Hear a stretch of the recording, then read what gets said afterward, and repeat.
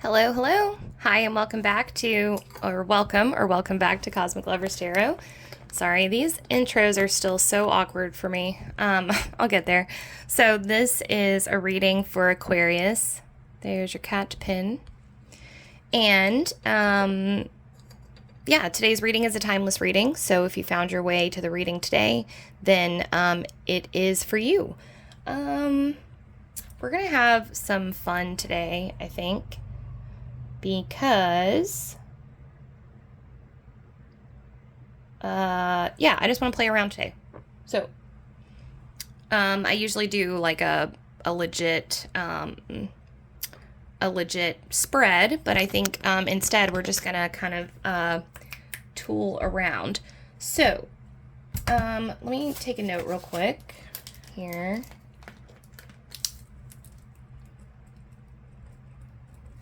This is going to be the start of an ongoing series where we're going to work through archetypes. We're going to start with the Fool. So you guys are going to be the Fool.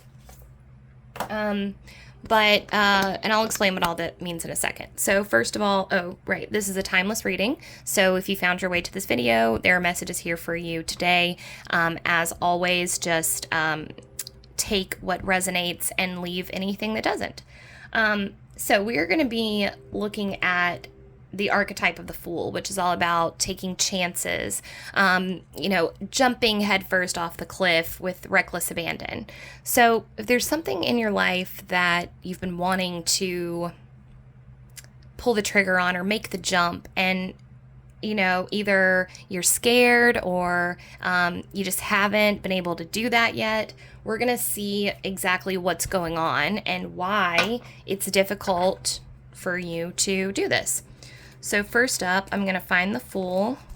Here he is. Okay, so the Fool, this is you. We're getting messages from the Fool today, is what we're doing. Okay, so, and we're just going to kind of free flow this, and we'll see what comes up, or what the Fool wants to say. Okay, so first, let's get you an oracle card. All right, we're getting messages for Aquarius from the Fool. What does the Fool have to say to Aquarius? What does the Fool have to say to Aquarius?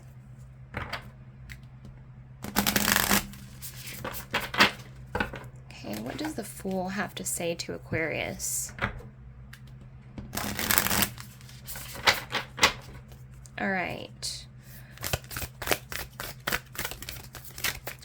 Vibe check for messages from the Fool to Aquarius. Vibe check for messages from the Fool to Aquarius. Vibe check for messages from the Fool to Aquarius. Double mission. Lightworker, starseed, serve the world by being you.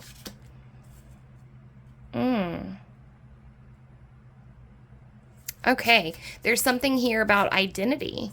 There's something here about knowing who you are, and conversely, not knowing who you are until you take this full jump. The Fool wants to say that the Fool did not... So the tarot is a journey, right, of an incarnation and becoming a fully rounded and fully individualized, or individuation, which is like a Jungian idea. But that process starts when you make the jump. It all starts with that one jump. And so there's something here about you owe this to yourself. You owe it to yourself to take this leap of faith, because only then will you find out who you really are. And a lot of times we find out who we are. Well, it's double message here. It's about finding out who you are and finding out about the universe. When you jump off this cliff, you'll find, the universe will catch you, if you're supposed to be there. Okay. If you take a bold jump and you you'll find that things just work out, you know, that steps will fall into place. You will see that, you know, the things that you thought you would go without, or the things that wouldn't work out, they start to happen. You actually get to witness magic in action when you take the leap of faith, because you actually see, oh, I'm not without housing. I'm not without food. I've never been without a pack of cigarettes, you know, like things just start to happen that fill you up, and you realize you get to witness the magic of the universe firsthand. All right, so Fool, what can you tell us about this cliff that Aquarius is on? What can you tell us about this journey that Aquarius is on? What do we need to know about Aquarius's journey? What do we need to know about Aquarius's journey?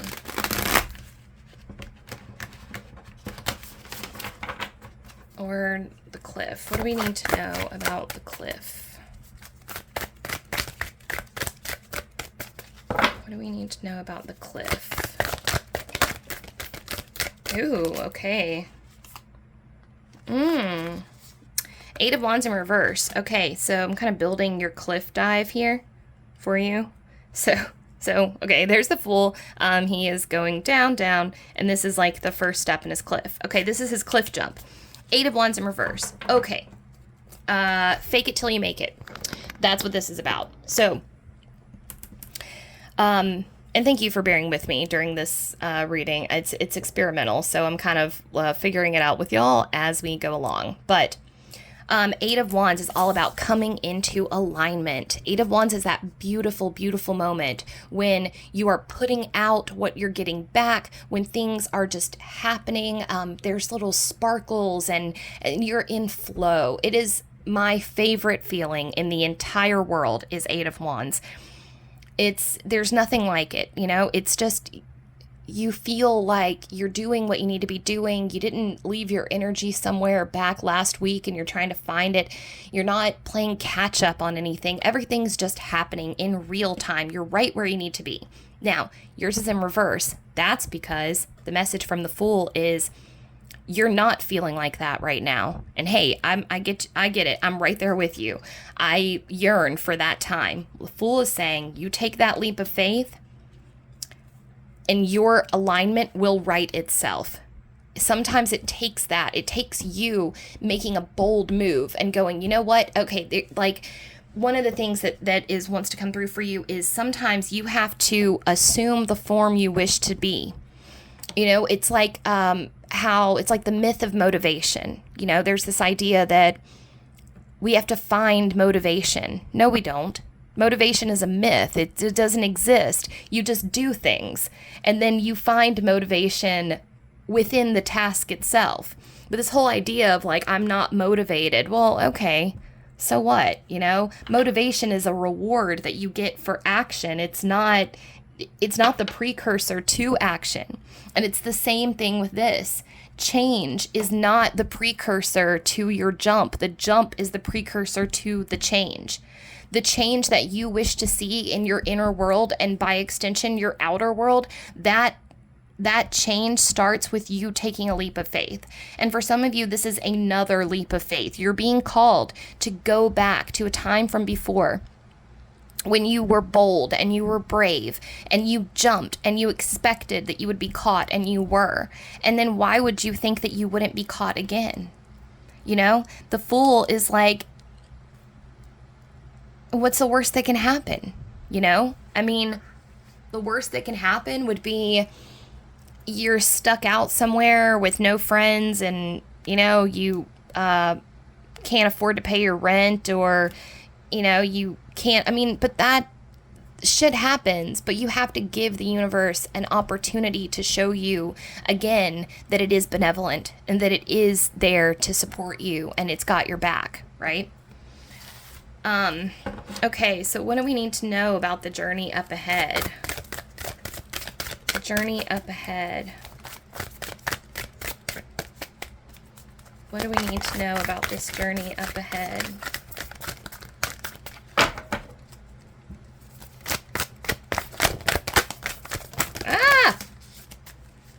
Goodness gracious. Okay, here we go.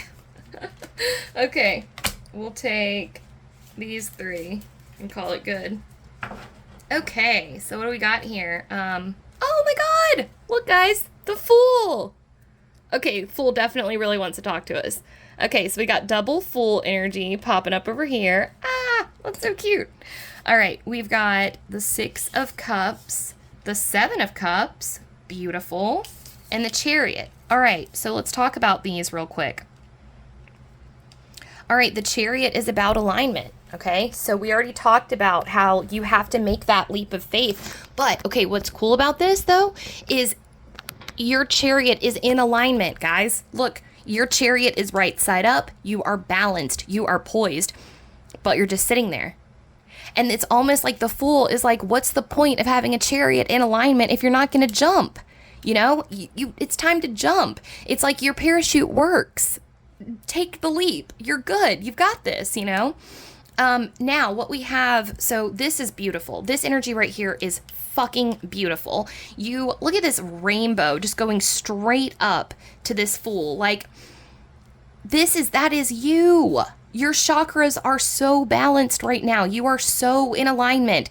It's your external environment that is causing you distress, not your internal world. Dude, your internal world is on your set. You look great, okay? Some of you may even have pets. I'm getting like a sense that you might be worried about your pets. If you're worried about your pets, don't be. You're fine. They're fine. They're going to be fine. Everything's going to be fine. This like fortress back here is like, this is your environment. You know, you're sitting here like this radiant, rainbow beam of like alignment. You've been working your ass off, like, and all around you are these people with like their shells up, right? Like people that haven't done the work. And I don't mean to like poo-poo them, because honestly, doing the work is fucking hard. And honestly, not everybody, I mean, I don't know. I'm not about to get up on some fucking high horse and say who needs to do the work and who doesn't need to do the work. Everybody has their own purpose in this life, and not everybody needs to do the work, okay? It's a pain in the ass, and like, if you don't want to do it, that's fine. Don't do it, you know? I mean, those of us who are choosing to do the work are probably doing it because we can't fucking stand not doing it, because we already made a pact that we were going to come here, fucking light worker starseeds, to do the work. So we can't not do the work. So you're doing it. This is amazing. You are so in alignment right now, dudes. Like, this is so cool. And look at this. So you've got your rainbow path right here, and it's like, oh, cool. So you've got like your rainbow path right here showing that you're in alignment, and it's directly linked to your mission here. See how this rainbow goes like this? Okay, now what's the missing piece? The jump. This is what we have to do. You have to jump off that cliff, and then, now, I'm not going to sugarcoat this for you, because 7 of Cups in reverse can be a little funky, okay? So what you're going to see, I think, when you first make the jump, because I want you to be prepared. When you first make the jump, it's not going to be happy-go-lucky, everything's coming up roses right out the gate. It's not. Because what we've got here, 7 of Cups, is about kind of fantasy and illusion. This is about facing your demons. In reverse, these fears, these anxieties, these misgivings that you have about jumping. Okay, has anyone ever been skydiving? I guess let me know in the comments. If you've been skydiving, you know that there is like immense fear before you jump out of the plane. And for some people, that fear goes away as soon as they make the jump. For some people, the fear stays the whole time, and they're like, yeah, I don't want to ever do that again. I was one of those people. So, I mean, well, my story is a bit more complicated, but the long and short of it is these anxiety demons that you are going to face are not going to go away when you jump. They're just not, because they're a part of you. They live within you. And part of that is because of the mission that you undertook to come to this world and help shed light on mental health crisis. That is part of it. You want to know mental health struggles intimately, okay? And unfortunately, that's a lot of this. That's a lot of, see, when it's right side up, this is a beautiful card because it shows what is possible, right? But none of this is real. None of this is real. This is all ephemera. This doesn't exist in real life, okay? So the scary snake, the badass feminist lady, the castle on the hill, the Sailor Moon wand, whatever else is around here, none of this is real. And what's cool is that like only one of them is poisonous, but to you in your upside down state, all the possibilities look negative. That's probably because you've got a little bit of depression going on. But like I said, you are in alignment. You are energetically connected to your environment. You are picking up on other people's inability to do the work, and it's causing you stress and turmoil. But we've got double fools showing up telling you to jump. Double fools. Like, I can't make this shit up. That's amazing. But anyways, so what we want to do.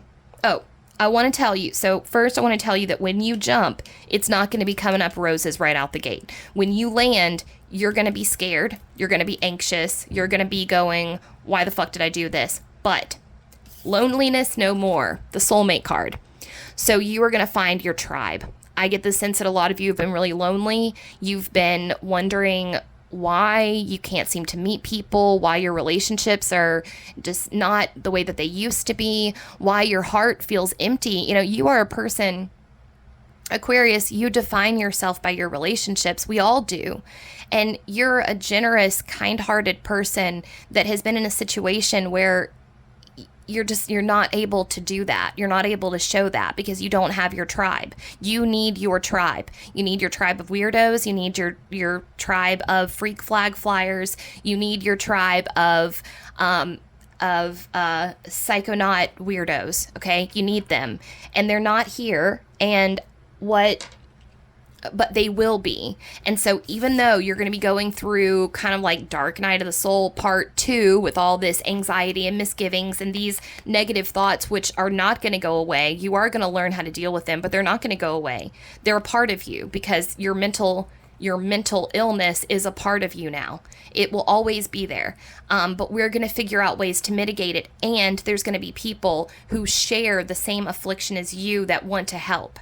Okay. And when I say affliction, I don't mean that in the way that most people do. You know, I take a transpersonal lens on psychology. I believe that mental health issues are spiritual at their core. I believe that what's going on with you has, you know, some solutions other than just take a Prozac, you know, but that's neither here nor there. All right. Can I get any final messages from the Fool for Aquarius, please? Any final messages? Oh, okay, perfect. Star in reverse, guys. This is your missing link. This jump is your missing link. But it's not going to be all roses. And the cards want you to understand that when you take this leap of faith, it's going to be a Dark Night of the Soul part 2 or 3. I mean, I can't sugarcoat this for you because the main thing is the cards don't want you to give up. The universe doesn't want you to stop just because things continue to be dark. You can't. You've got to keep going. Now, yeah, part of this situation that's going on for you, again, is you are going to be able to let your guard down with these people that are coming into your life. This is so exciting because you have had to keep up a shell for most of your life. You've had to keep up this shell of protection. It's like there's a Brene Brown bit about being in a briar patch with your turtle shell. And you know, she talked about sobriety as being able to let down her shell. But then she found out she was in a briar patch. And so she's like surrounded by prickles and she's trying to take off her shell. And she's like, how do I do this? You know, like this is not sustainable. That's like what's going on with you. Like you have your shell up for a good reason, but we want to get you to a place where you can take that shell off. Okay. Seven of Cups flanked with the Five of Cups. This is all about shifting your perspective. And I hate to say that and make it sound hokey, like, oh, all you have to do is think positively. But actually, the mental training that you're doing right now, the mental calisthenics, the flipping from the positive to the positive to the positive to the positive, that's all super valid work. And what's going to be really cool is when you get into this place, look, you've got 5, 6, and 7 of Cups showing here. So we're talking about a journey that makes logical sense. You're going to be spending time with people who understand what you're talking about, and you guys are going to be able to come up with some really cool solutions to this stuff together, okay? So you will not be alone. You will not be alone anymore. All right, final messages from the Fool. Final messages from the Fool and clarification on this Chariot. Final messages from the Fool.